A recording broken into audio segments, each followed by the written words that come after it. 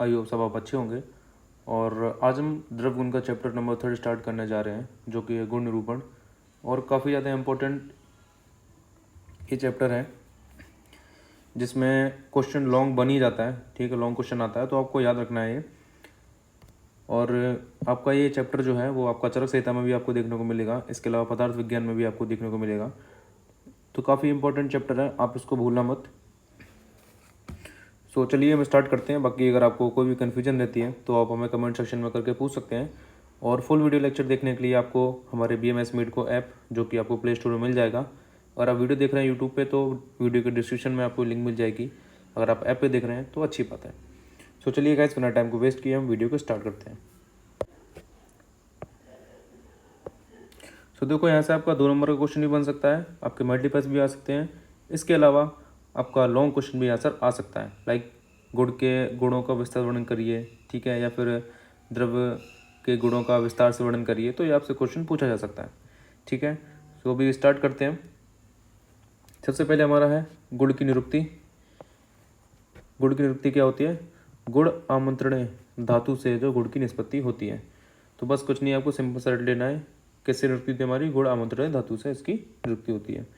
इस बार मैं इसका थोड़ा सा मार्कर का, हाईलाइटर का थोड़ा सा कर लूँ कम।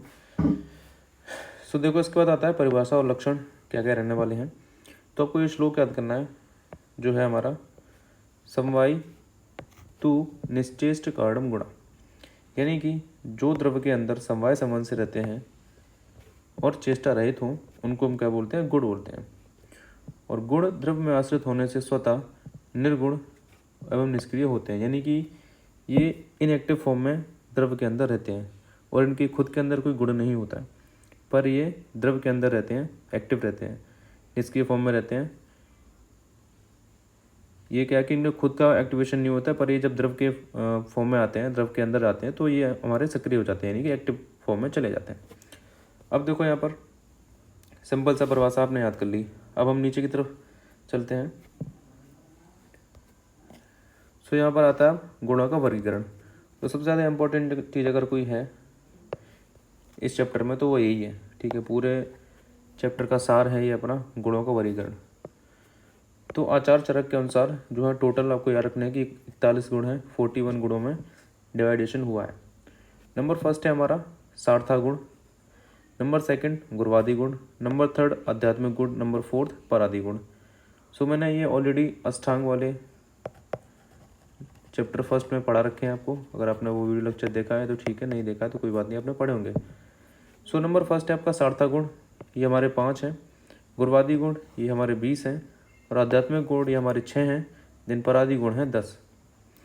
सो आपको ये याद रखना है, सार्था, गुरवादी, आध्यात्मिक और परादी, क्योंकि यही लिखने में आपको आएगा।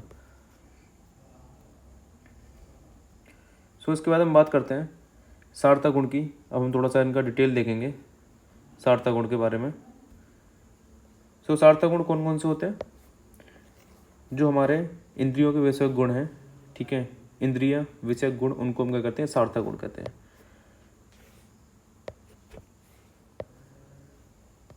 सो यहाँ पर आपका नंबर फर्स्ट आता है शब्द, नंबर सेकंड है स्पर्श, नंबर थर्ड है रूप, नंबर फोर्थ है रस, और नंबर 5 है गंध। तो ये 5 गुण है आपके इंद्रियों के विषय के, शब्द, स्पर्श, रूप, रस, गंध। ये हमारे कैसे हैं? सार्था गुण, ठीक है। इसके बाद देखिए आपका आता है गुरवादी गुण, जो एक खुद में ही बहुत इंपॉर्टेंट टॉपिक है। तो आपको ये श्लोक 100% कैसे भी करके याद रखना है, क्योंकि ये बहुत ज़्यादा इंपॉर्टेंट श्लोक है, ठीक है। आपको पूछा जाएगा, आपको लिखने के लिए आएगा, तो आपको इससे याद रहेगा।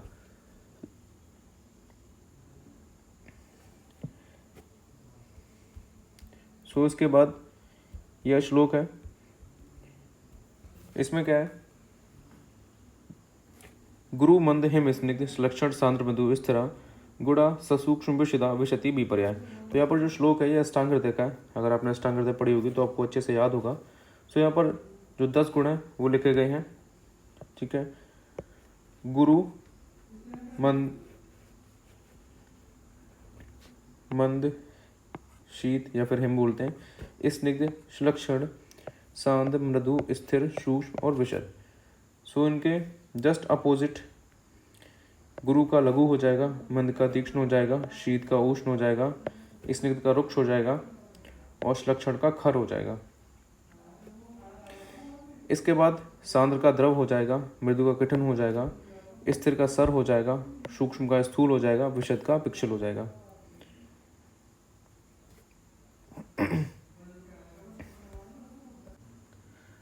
सो यहाँ पर अभी देखो गुरु, मंद, हिम, स्निग्ध आपको पता होंगे। अगर आपको नहीं पता है तो मैं एक बार फिर से इसको रिवाइज करवा देता हूँ आपको।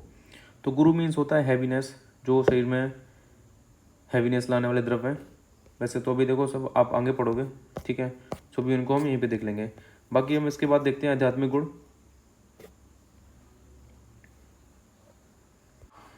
सो इसके बाद है अपना आध्यात्मिक गुण, जो कि हमारा बुद्धि, सुख, दुख, इच्छा, द्वेष और प्रयत्न। 6 होते हैं आध्यात्मिक गुण। तो नंबर फर्स्ट हमारा बुद्धि, नंबर सेकंड सुख, नंबर थर्ड दुख, देन अपना फोर्थ इच्छा, उसके बाद द्वेष और उसके बाद प्रयत्न। इसके बाद नंबर फोर्थ आते हैं पराधी गुण, जो कि हमारे संख्या में होते हैं 10 और इनको हम चिकित्सा गुण भी बोलते हैं। तो ये आपको याद रखना है। कौन कौन से होते हैं? पर, अपर, युक्ति, संख्या, संयोग, विभाग, प्रतिकत्व, परिमाण, संस्कार और अभ्यास।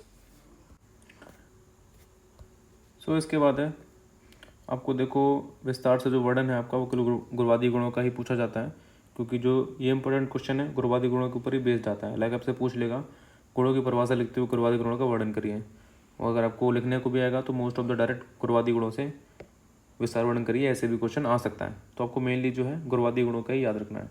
बाकी जस्ट आप इसको बुक से भी रीड आउट कर सकते हैं। मेरे हिसाब से तो इतना सफिशिएंट है आपके लिए, तो कोई मैं आपको फालतू की चीज़ें नहीं बताऊंगा जो आपको याद करनी पड़े, और ये आपको याद होगा, पदार्थ विज्ञान आपने ये सब चीज़ें पढ़ रखी होंगी। सो देखो स्टार्ट करते हैं हम गुरुवादी गुणों का विस्तार से वर्णन। नंबर फर्स्ट है गुरु। और देखो मैं आपको एक ट्रिक बताऊंगा, ये आपको इजीली जो है 10 याद करने पड़ेंगे। 10 जस्ट उसके अपोजिट कर देना तो वो आपको याद हो जाएंगे।